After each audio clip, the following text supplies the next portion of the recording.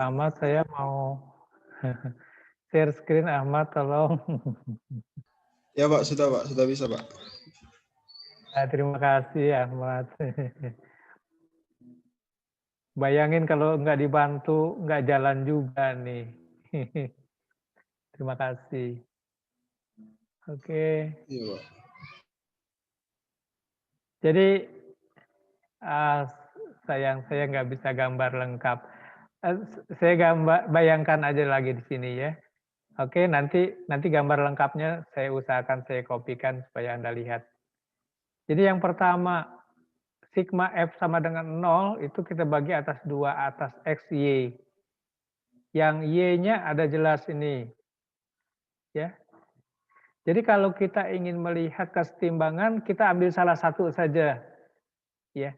Batang ini saja. Jangan ngambil semua. Sebenarnya tali ini bisa, tapi yang kita ingin lihat sekarang batang ini saja. Batang ini supaya setimbang, maka saya harus bisa melihat seluruh gaya yang bekerja di sini, sigma F-nya harus 0. Dan seluruh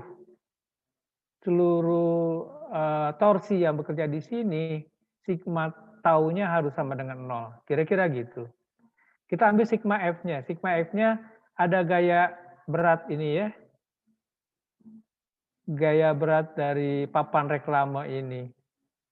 Katakanlah W1. Ada gaya berat dari batang ini. Katakanlah di titik tengah ini W2. Oke. Ke bawah dua-duanya ya. Ada lagi? Coba bayangkan.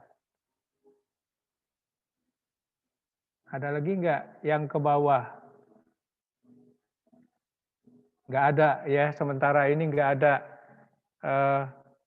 Ini saya anggap sebagai engsel.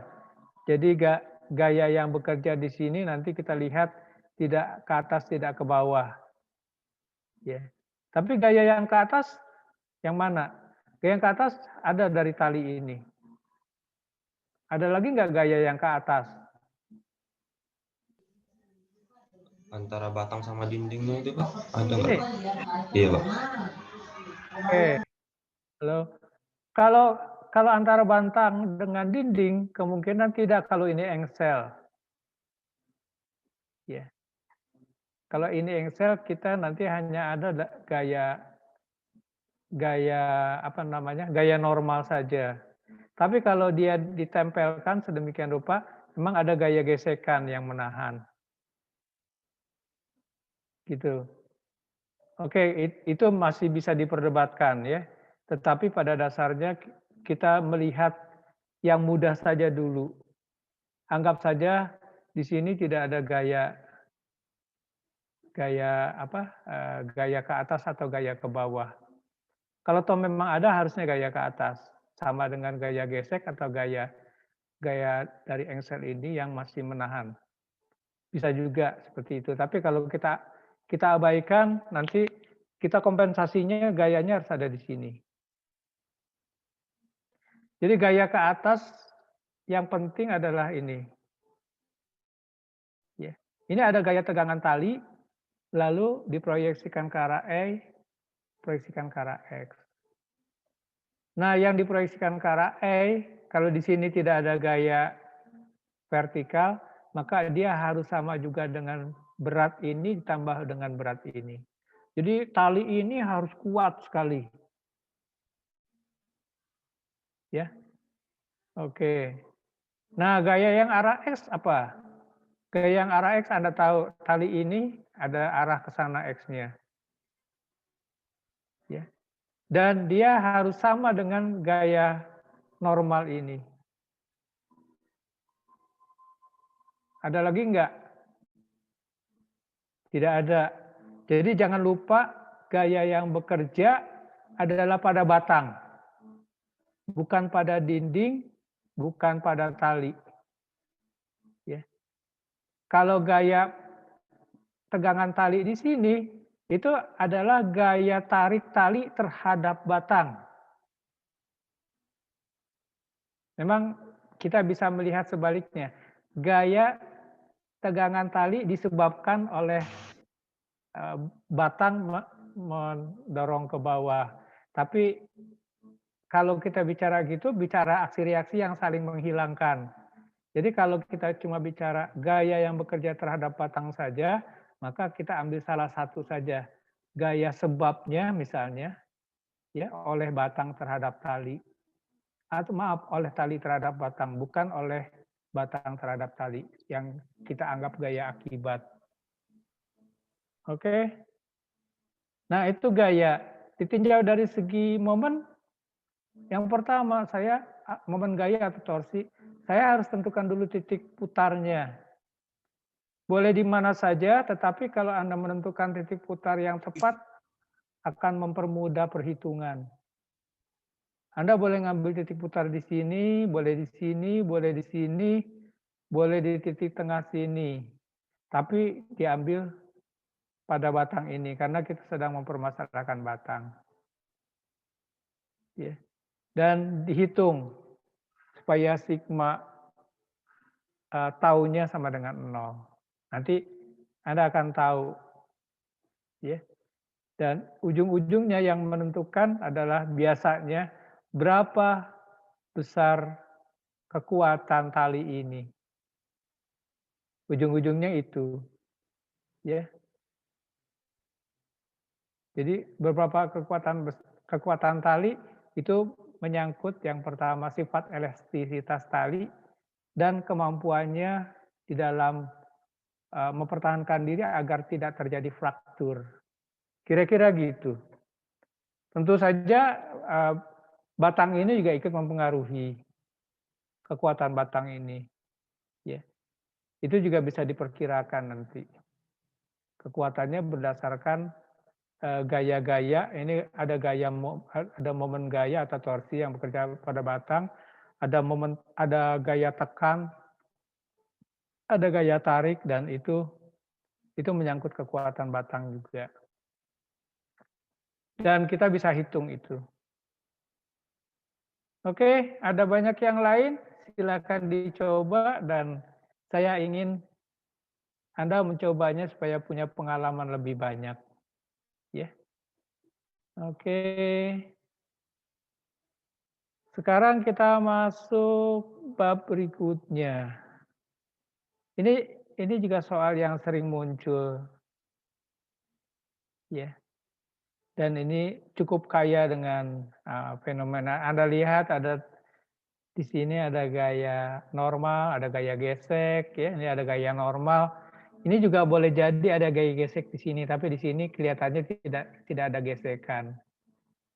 Ini orangnya bisa naik, bisa turun, akan menentukan posisi titik tangkap dari ini.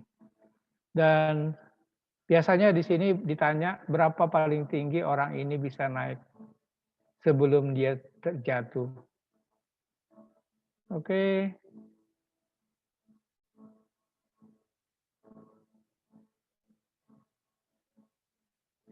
Kalau ada pertanyaan sebelum kita lanjutkan ke bab 10.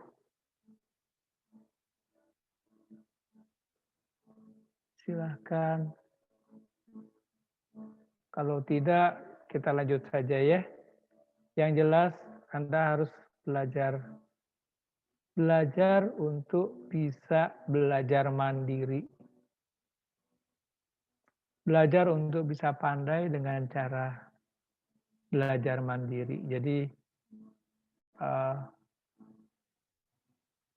ya di dalam masa seperti sekarang boleh jadi supaya efektif belajarnya, Anda harus membaca sendiri, lalu Anda harus mengerjakan latihan. Kalau nanti ada masalah baru dibahas. Di mata kuliah termo yang saya ajarkan di semester 3, Anda tahun depan insya Allah akan ketemu mata kuliah termo. Itu ada 10 bab. Setiap bab saya mulai, saya tidak ngasih kuliah dulu. Saya justru memberikan tes dulu. Lalu dari tes baru saya bahas sambil mengisi kuliahnya. Kalau Anda nggak belajar sendiri, Anda mungkin sulit ikut tesnya, nilainya nggak bagus. Kalau Anda mampu belajar mandiri, barangkali walaupun ada kesulitan, itu terbiasa untuk bisa mengerjakan tes lewat belajar mandiri. Jadi tolong belajar mandirinya lebih banyak. Anda pasti akan lebih pandai dibanding kakak-kakak Anda yang sebelumnya mungkin tidak dipaksa untuk belajar mandiri karena belum mengalami masa pandemi. Jadi ambil hikmahnya dari pandemi ini, Anda mampu belajar mandiri dan yakin dengan belajar mandiri Anda tetap bisa berkembang, ya. Nanti kita lihat dari nilai-nilai yang Anda peroleh, ya. Mudah-mudahan nilainya tetap bagus. Itu artinya Anda bisa belajar. Anda bisa jadi pintar dengan belajar mandiri. Oke, karena itu harus aktif. Baik, kita lanjutkan dengan ini. Fluida, apa itu fluida? Sederhananya adalah zat alir atau zat yang dapat mengalir. Jadi termasuk di dalamnya cairan dan gas. Ini gambar apa? Ini sebenarnya gambar gletser. Gletser di salah satu daerah di Italia katanya. Ini foto 2 tahun, 2 masa yang berbeda. Anda lihat 1929 dan 2009. Jaraknya 80 tahun ya. Apa beda yang paling nyata di sini? Di sini masih banyak gletser, di sini sudah hampir habis gletsernya. Gletsernya mengalami pencairan. Pencairan, iya. Di satu sisi kita sedang belajar tentang cairan fluida. Tapi di sisi lain kita disadarkan tentang fenomena yang namanya perubahan iklim atau pemanasan global.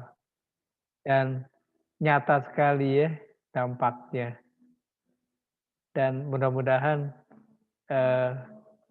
ya kita di generasi yang sekarang ini dan ke depan kita jauh bisa belajar mengambil hikmah untuk kehidupan yang lebih langgeng ke depannya nanti.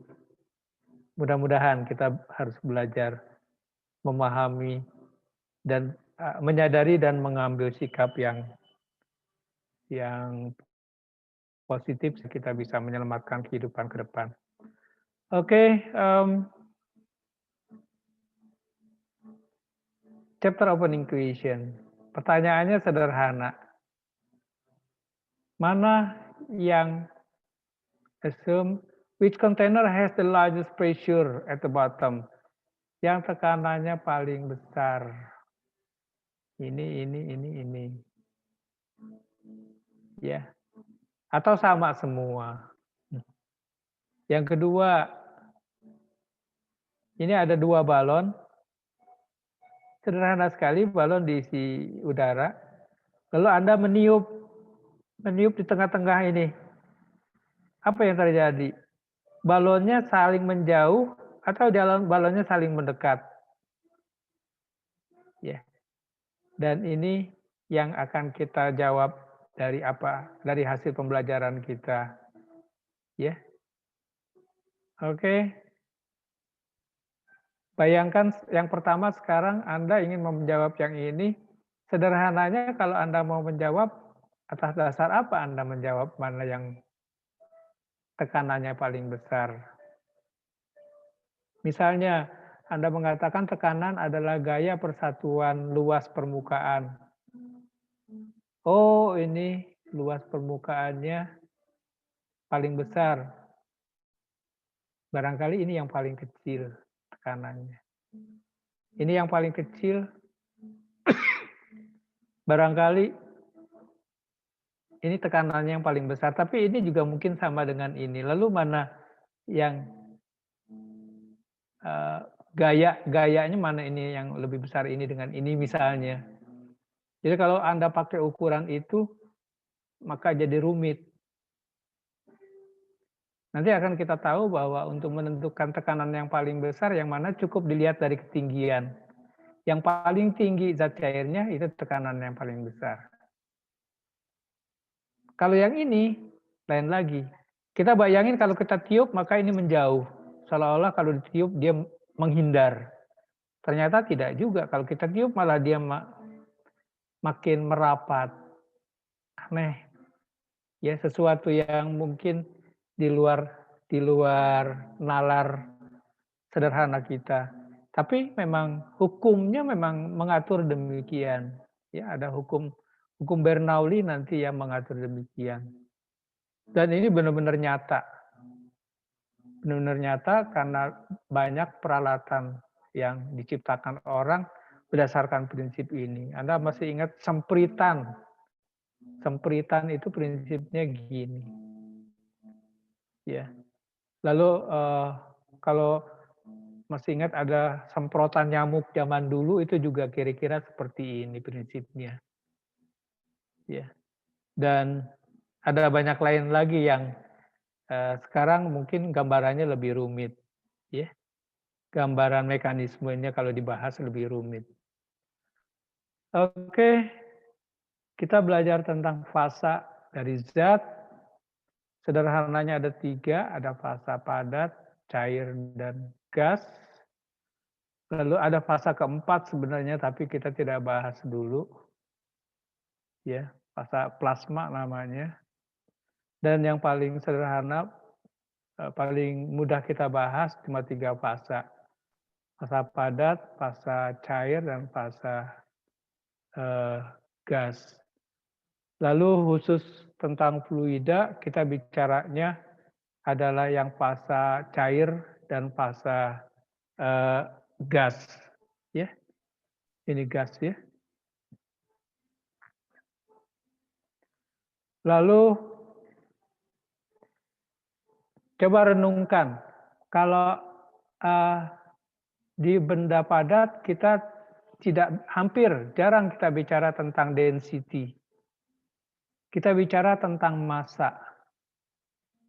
Kita bicara tentang volume, benda padat ya. Tapi di cairan atau di gas, maka bicara tentang massa menjadi tidak jelas. Kenapa? Karena cairan atau gas itu tidak jelas batasnya. Pada umumnya tidak jelas batasnya. Ya. Massanya tidak jelas, volumenya tidak jelas. Tapi yang lebih jelas adalah volume, massa dibagi volume, yaitu density. Ya. Sebagai contoh, kalau Anda bicara tentang laut misalnya, maka batas laut tidak jelas. Batas air di laut itu tidak jelas. Sebatas mana? Karena tidak jelas, volumenya tidak jelas. Luasnya tidak jelas, volumenya tidak jelas, pasti massanya juga tidak jelas. Tapi kita akan lebih mudah bicara tentang laut, air laut, itu dalam ukuran rapat massa. Ya. Nah, di gas juga sama. Kalau kita ada di dalam ruangan, kita nggak tahu batas udara itu apakah cuma ada yang di dalam ruangan kita. Enggak juga. Di luar jendela itu masih udara juga. Ya. Di luar pintu rumah kita atau pintu ruangan kita masih udara juga. Jadi batasnya nggak jelas. Sekali lagi, kita tidak bicara tentang massa maupun volume, tapi lebih tepat kita gunakan istilah density. Itulah manfaatnya kita punya ukuran yang berbeda untuk jenis persoalan atau benda yang berbeda. Ada density, ada specific gravity. Tolong tetap dibaca supaya tahu bedanya. Ya. Density sederhananya adalah massa per satuan volume, tapi spesifik gravity agak lain ceritanya. Coba baca saja dulu, nanti Anda akan tahu bedanya di mana. Lalu yang kedua, kalau pada benda padat Anda lebih mengenal gaya. Pada fluida, pada cairan atau pada gas, Anda jarang ketemu istilah gaya. Anda lebih mengenal istilah pressure, tekanan. Ya. Jadi kalau pada fluida, gaya itu seolah-olah tidak tepat menggunakan istilah gaya, tapi lebih tepat menggunakan tekanan. Padahal rumusnya sederhana. Tekanan adalah gaya dibagi satuan luas. Mengapa demikian? Sambil jalan nanti tolong dipahami. Ya. Tanpa dijalani tetap masih sulit. Nah, ini konsep dari tekanan. Ya. Pada dasarnya tekanan adalah gaya luas permukaan. Tapi sekali lagi kita tidak bisa menerapkan tekanan sembarangan dengan rumus ini saja. Ada rumusan lain yang nanti akan memperlihatkan ya mana yang lebih tepat. Nggak bisa untuk menentukan tekanan, Anda harus cari gaya atau gayanya dulu atau beratnya dulu, lalu dibagi luas permukaan. Tidak selalu, kadang kita nggak tahu luas permukaannya berapa. Tapi kita pasti tahu tekanannya. Kadang luas permukaannya nggak jelas. Ya. Berapa besar. Dan kita bisa tahu ininya, tekanannya.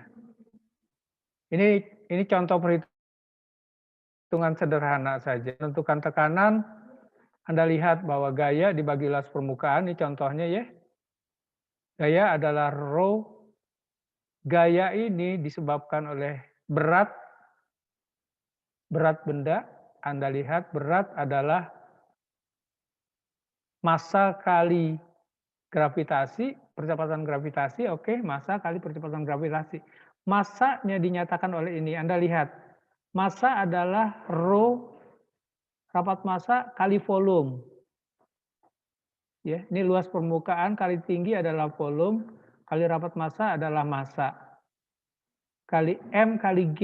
Ini jadi tekanan sama juga dengan beratnya dibagi dengan luas permukaan. Anda lihat ini sama-sama A, tinggal rho GH. Nah, mulai kelihatan bahwa untuk menentukan tekanan, kita nggak harus lagi menentukan beratnya. Kita nggak harus lagi menentukan luas permukaannya. Tinggal kita tentukan saja tingginya. Rho dengan G, rho tergantung zat cairnya apa atau fluidanya. G percepatan gravitasi, H tingginya. Jadi asal Anda tahu H-nya, Anda bisa tentukan P-nya. Ya.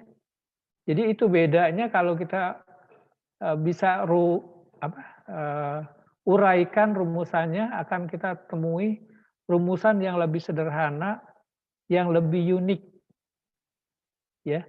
Yang tidak harus menyertakan besaran-besaran yang tidak diperlukan, yang bahkan sulit untuk diukur. Oke.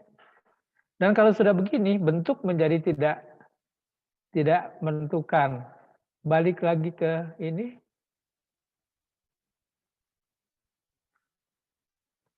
Nah, tekanan di dasar ini, rho GH cukup ditentukan. Rho dengan G-nya sama, kalau zat cairnya sama, rho-nya sama. G-nya kalau di atas bumi yang sama. Tinggal H-nya saja. Nggak peduli bentuknya seperti apa, luas permukaannya berapa, ya fluida banyaknya berapa, nggak peduli. Ya. Jadi di kedalaman yang sama dari sebuah sumur, katakanlah ya, dengan sebuah samudra yang luas, ya tekanannya sama. Ya, asal airnya sama. Kalau airnya beda, memang rho-nya beda, bisa beda. Oke.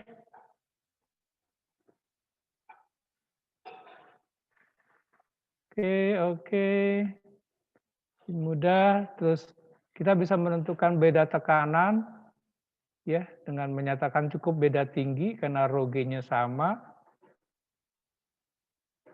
Lalu ini contoh perhitungan, saya ingin Anda coba saja dulu. Contoh perhitungan.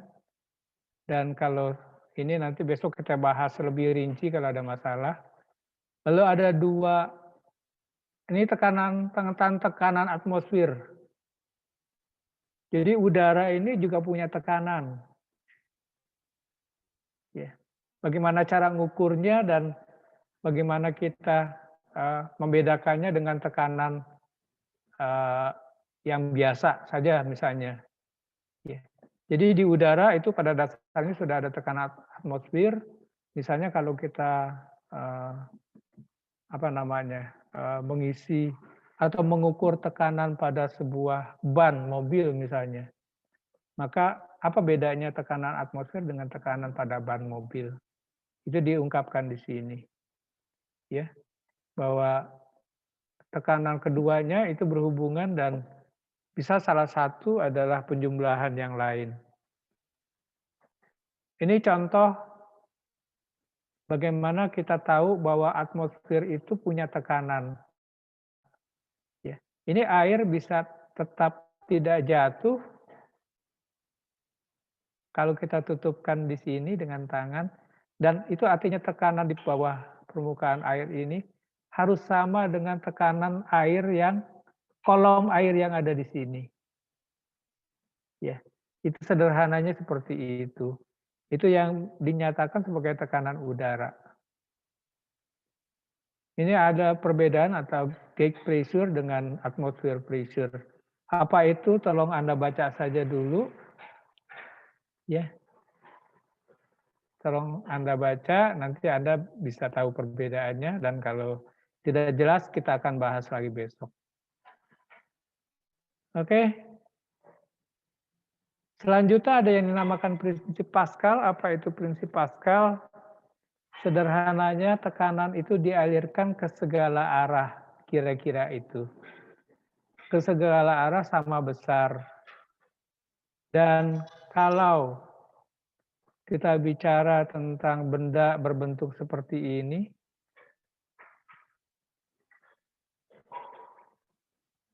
maka nanti akan kita tahu bahwa pada ketinggian yang sama, tekanan benda ini sama. Ya. Kalau salah satu ditekan, maka tekanan akan mengalir ke segala arah. Bahkan dari sini mengalir ke sini dengan besaran yang sama. Ya, samanya tekanan ini dengan inilah yang bisa menyebabkan prinsip kerja yang namanya pompa hidrolik. Jadi Anda bisa mengangkat mobil yang besar ini dengan tenaga yang kecil saja, ya, asal Anda punya bejana yang seperti ini dengan luas permukaan yang sebanding antara, Anda bayangkan ya, tekanan di sini kali luas permukaan, tekanan di sini kali luas permukaan di sini,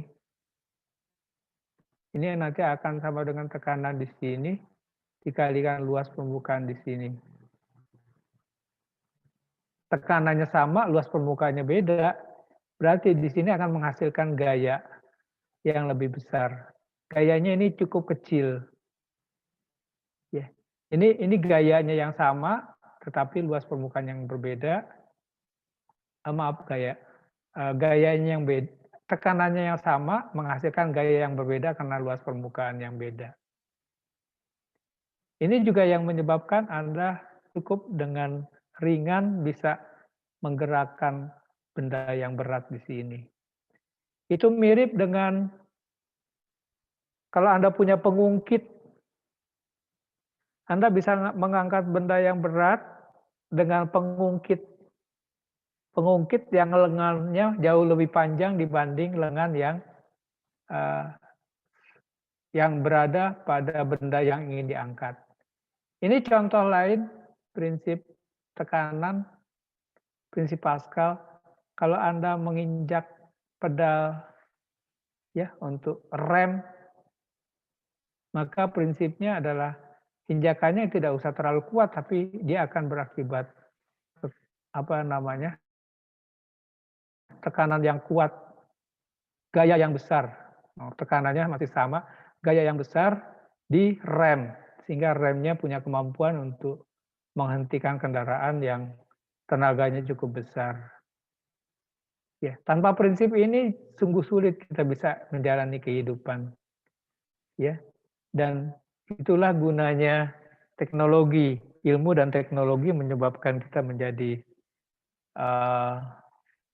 dipermudah, ya. Oke, ini cara mengukur tekanan. Dan saya tidak akan banyak cerita di sini, saya akan masuk ke sini saja. Cara mengukur tekanan. Jadi tekanan di kedalaman zat cair itu sama saja dengan tekanan udara ditambah dengan tekanan akibat kolom zat cair tersebut. Ya. Dan ini dinyatakan di sini.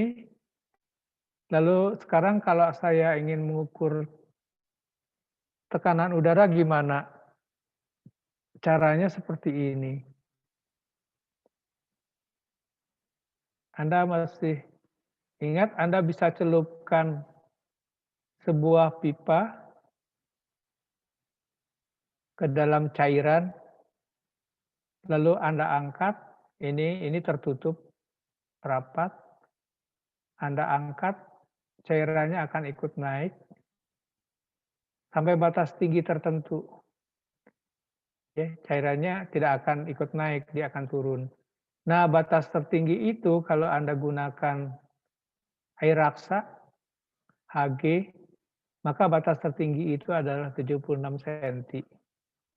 Maka Rho air raksa kali G kali 76 cm itu sama saja dengan tekanan udara. Ya. Yang identik dengan 1 atmosfer. Sehingga 1 atmosfer Anda bisa nyatakan dalam besaran Pascal, besarnya sebagaimana, itu silakan dilihat di sini. Lalu kalau Anda bayangkan kalau Anda ganti air raksa dengan air, berapa tingginya? Nah, silakan Anda hitung. Anda akan tahu, dan ini sudah dilakukan sejak dahulu kala oleh seorang sarjana fisika, sarjana zaman dulu, ya. Itu punyanya siapa nih?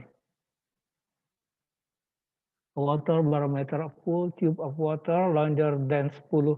Anda lihat bahwa air itu bisa naik lebih dari 10 meter, ya, when the submerged bottom and the tube is absolute. Jadi orang sudah mencoba mengujinya sejak zaman dahulu kala. Oke. Selanjutnya ada yang dinamakan sebagai prinsip Archimedes dengan gaya ke atas. Dan itu juga bisa diperhitungkan di sini. Rumusannya, ada rumusan yang menarik bahwa gaya ke atas itu sama saja dengan berat fluida yang dipindahkan. Ya, lalu konsekuensi logisnya macam-macam, menarik sekali. Dan kalau Anda betul-betul baca dan mencobanya, itu banyak hal yang menarik yang bisa dimunculkan dari sini. Termasuk yang dilakukan oleh Archimedes zaman dulu untuk menentukan apakah sebuah patung yang katanya dibuat dari emas itu benar-benar dari emas. Dengan hukum Archimedes, Archimedes dapat membuktikan bahwa itu benar emas atau bukan. Yeah. Mau tahu caranya, Anda harus baca ini. Dan sambil baca Anda tahu prinsip Archimedes seperti apa. Ya. Oke. Ini contoh bagaimana perhitungan Archimedes untuk menentukan sebuah mahkota itu benar-benar dari emas atau bukan. Dan bagaimana menyimpulkannya itu silahkan dibaca dulu, nanti Anda akan tahu. Oke, oke, ini contoh ada alat yang dinamakan hidrometer, bagaimana apa yang diukur oleh hidrometer dan prinsipnya gimana. Ini prinsip juga Archimedes tentang gaya angkat pada balon udara, ya. Dan sampai di sini maka selesailah fluida statik, fluida yang tidak mengalir. Selanjutnya adalah fluida yang mengalir, ya. Jadi hari ini kita cukup bicara sampai di sini, fluida statik. Besok kita lanjutkan dengan fluida dinamik. Tapi sekali lagi kita akan bahas dulu fluida statik, beberapa contoh soal supaya lebih kelihatan insya Allah besok.